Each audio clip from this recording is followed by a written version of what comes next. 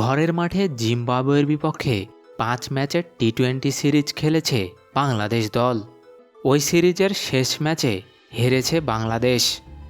সহজে series জিতলেও batting নিয়ে রয়েছে বড় দুশ্চিন্তা। যুক্তরাষ্ট্রের মাটিতে এবার স্বাগতিকদের বিপক্ষে ম্যাচ খেলবেন শান্তরা। বাংলাদেশ সময় রাত ৯টায় শুরু হতে যাওয়া ম্যাচটি কেমন হবে তা নিয়ে প্রশ্ন আছে। লিটন দাস রান পাননি। ওইদিকে ইনজুরির কারণে সৌম্য সরকার জিম্বাবুয়ে সিরিজের শুরুতে খেলার সুযোগ পাননি।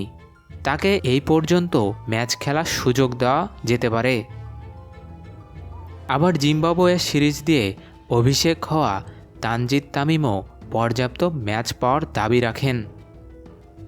অন্যদিকে লিটন দাসকে ফর্মে ফেরাতে টিম ম্যানেজমেন্ট সম্ভাব্য সব কিছুই করতে চায়, যে কারণে তাকেও ম্যাচ খেলার সুযোগ দেওয়া হতে পারে।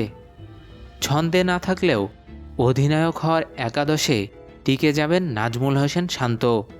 তাসকিন আহমেদ ইনজুরিতে পড়ায় শরীফুল মুস্তাফিজের সঙ্গে তানজিদ সাকিব ও হাসান মাহমুদকে দলে দেখা যেতে পারে। যুক্তরাষ্ট্র সম্প্রতি কানাডার বিপক্ষে ম্যাচ খেলেছে। সিরিজের ৪ ম্যাচেই জয় পেয়েছে তারা। বাংলাদেশের বিপক্ষেও এরকম একাদশ নিয়ে মাঠে নামতে পারে যুক্তরাষ্ট্র।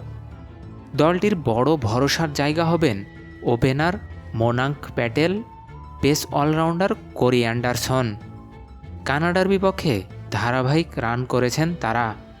বাংলাদেশের সম্ভাব্য একাদশ এমন হতে পারে: তানজিদ হোসেন তামিম ওপেনিংয়ে, সৌম্য সরকার, নাজমুল হোসেন শান্ত, তাওহিদ হৃদয়, সাকিব আল হাসান, মাহমুদুল্লাহ রিয়াদ, জাকের আলী অনিক, রিশাদ হোসেন, মোস্তাফিজুর রহমান, শরীফুল ইসলাম এবং তানভীর ইসলাম।